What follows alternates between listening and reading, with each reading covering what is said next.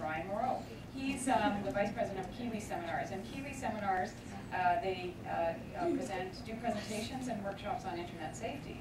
And so that's another big topic for parents for sure, with kids interacting online. It's a non-profit organization, and Ryan has brought two actually live teenagers here to help us through this discussion. What would it look like? So I've brought the live teenagers as opposed to the virtual ones in their digital worlds. I have Michael and Shigano with me here. They're two grade 12 students that actually approached me at a seminar workshop I did last year. Because they took some of the topics and messages that we had to say in what I talk about every day to heart, and it was the discussion and dialogue around proactive internet safety and really using technology and using the internet as something to make our lives better was something that they felt needed to be shared with their peers and others at their school. So I'm really happy that as part of this event they wanted to come with me today to be able to provide input and feedback on questions that were asked. So Kiwi Seminars has been around for about 2 years now. We've been working directly as a grassroots effort with schools, school boards, and communities to really extend that idea of a social family because we recognize that it's about more than just the people in your household and more than just the people who you interact with face-to-face every day. And our families really do extend virtually. And I think to me, one of the most pressing examples of that is I have a younger sister, and to me, my sister grew up with 7 girlfriends that were all as close to her as I was as her brother. But if I'd ever picked up the phone to call one of those girls or asked them how their day was or even added them to a social media program before something like Facebook came around or Twitter or any kind of IM program, my sister would have gone ballistic.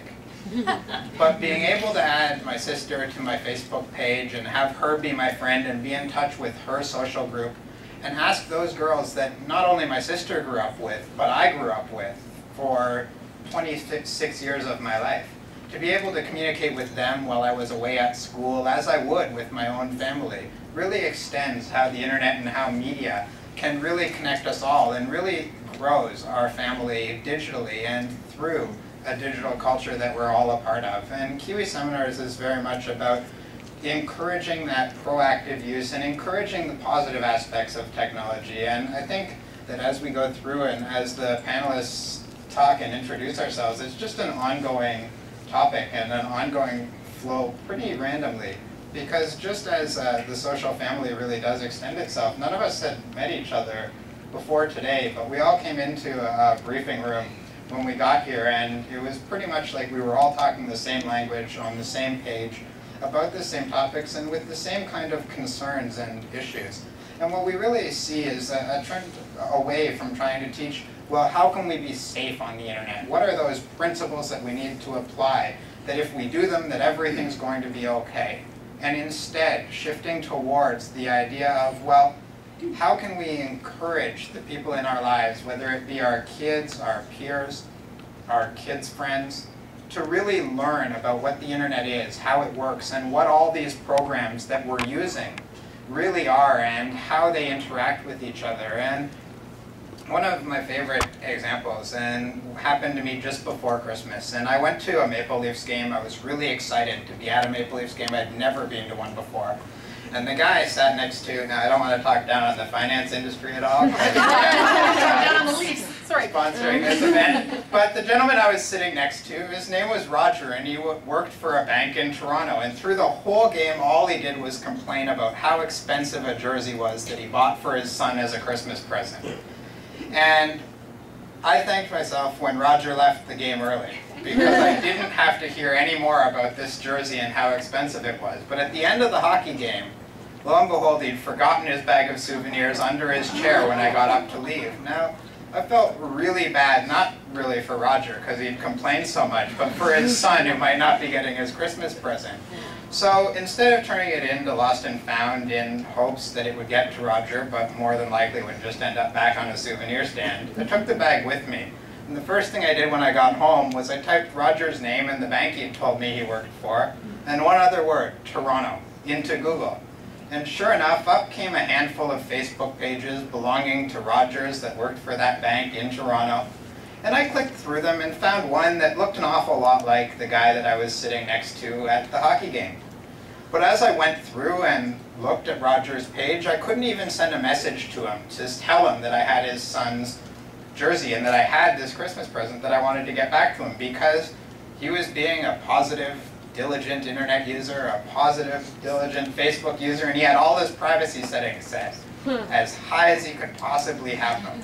So that if I didn't know his dog's name, I couldn't even add him as a friend. And let me tell you, Roger and I didn't get that intimate at the hockey game. So when I added Roger, or when I tried to add Roger, I couldn't. But what Facebook did tell me was the 5 groups that he was a part of, that he participated in fairly often. And I recognized one as a hockey team that I was familiar with, called the Markham Waxers. But I didn't really know why Roger would be on the Waxers team, because I knew it was a kids hockey team, having grown up in Markham myself. And so I went back to the Google search, just going back using the back button, and went through again, and up came a whole bunch of Twitter posts. And sure enough, every Thursday night, there was a Roger that was tweeting that he was taking his son to hockey practice every Thursday at around 6:30. And at around 8 o'clock, there was another tweet about how his son had done, what they'd been practicing, what they were doing. So I typed Roger's last name and Markham Waxers into Google, and sure enough, up came a roster with his son's name, a list of arenas that they played games at, that they practiced at, and not just a list of arenas, but links to maps with driving directions right from there. So sure enough, the following Thursday, unexpectedly enough to him, I'm sure, I appeared at the arena with Maple Leaf souvenirs. And he said, well, how did you find me? And I said, well, I felt bad for your son, and I wanted to get these souvenirs back to you, and Google told me the rest. But what we have to recognize is that there's good people out there that will use the internet and use all the information that we put out there for really positive things that can help us grow, that can help us develop, and can help us grow as a community of internet users, to leave positive footprints and positive legacies of ourselves and our children online. What we have to recognize is that if we give someone a reason to find us, or a reason to want to put those pieces together and find out more about us, or if our children give someone a reason to want to find out more about them, that it's not just what we post, but it's what other people post, what hockey leagues post, what the schedules are and the maps that all come together to put together a puzzle of all the digital pieces that we leave out there.